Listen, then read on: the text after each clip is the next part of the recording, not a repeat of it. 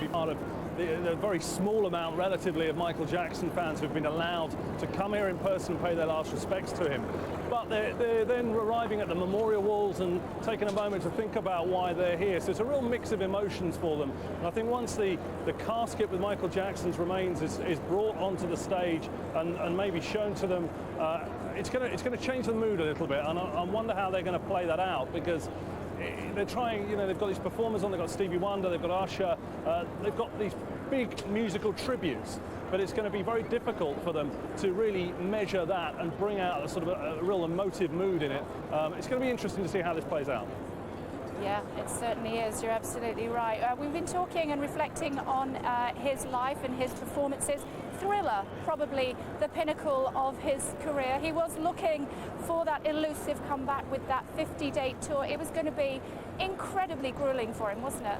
It was, and a real mix of reports about whether Michael Jackson actually knew he was signing up to 50 dates. Some reports saying that he was so strongly medicated on prescription medications his last days, he only realised that he was signing up for 10 dates. But fans, nevertheless, had bought tickets in their millions for those concerts, and they were hoping to see him do his one last show.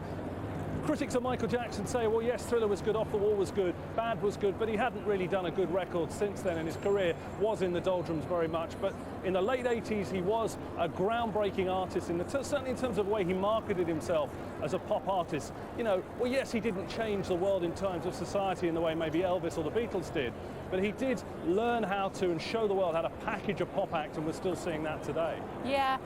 Well, do you think he'll go down as an icon like his father-in-law, Elvis Presley? I think he will, in the eyes of the fans, will always be an icon. And whether his music lives on, well, there is a question, really. I think some of it is a little bit dated, if I'm being honest. But the fans certainly, and the emotion from the fans here really is one of devotion. It's whether it carries on to the younger generation. But I think After Death is certainly showing more interest, really, than he's selling more records than he did in his later part of his life. But we can hear here the helicopters circling overhead. As you mentioned, the cortege arrived here a few minutes ago, went into a back entrance of the Staples Center, bringing Michael Jackson's casket here and his family members, and we understand that it's back on track, Kay.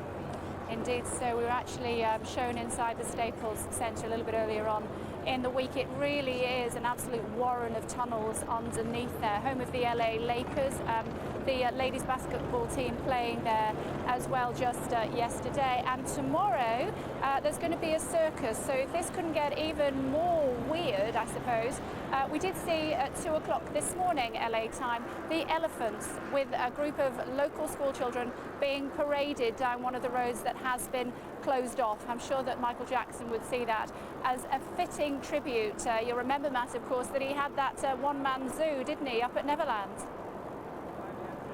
Some people are remarking, as you just mentioned there, that the circus is a fitting kind of thing in the Michael Jackson story, given that this man lived his life so eccentrically.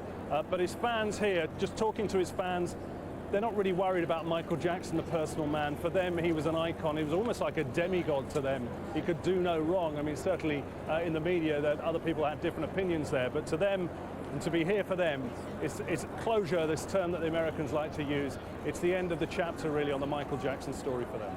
Okay, we're looking at pictures of the Staples Center. We expect that memorial service to get underway in a very short time indeed. We're also hoping that Lou Ferrigno, you remember him as the Incredible Hulk?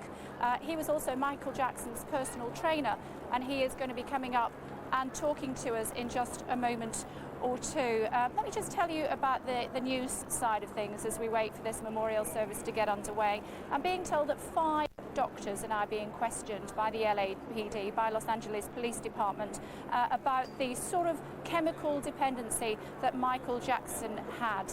He also apparently owed an LA pharmacy something like $100,000 for prescriptions that he didn't pay for over a 2-year period. They are suing him for that, we're told. But as far as the doctors are concerned, of course, Conrad Murray, who was his personal physician, he was being paid $150,000 a month in order to accompany him on tour. He was there when Michael Jackson died.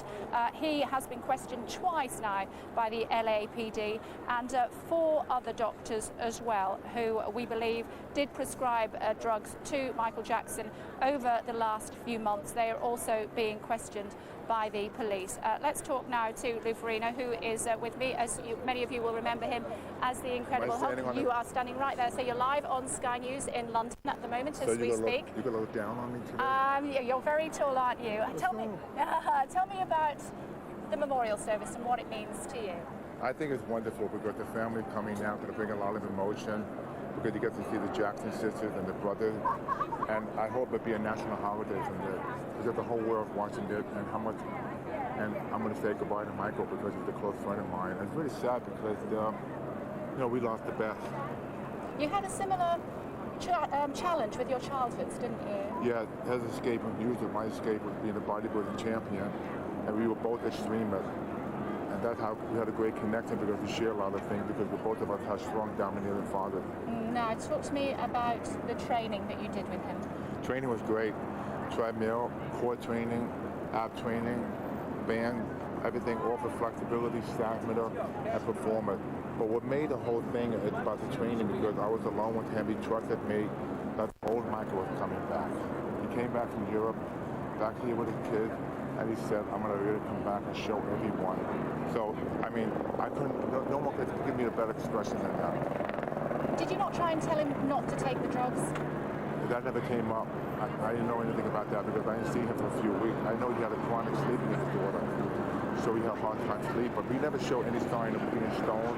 We just wanted to sleep. All the kind of drugs and everything that had to be resolved with the police department. We'll find out when the report comes out. But as far as I'm with him, never been a discussion. I've never seen him taking drugs. He had a jacket on. I've never seen needle marks. You have a fantastic physique.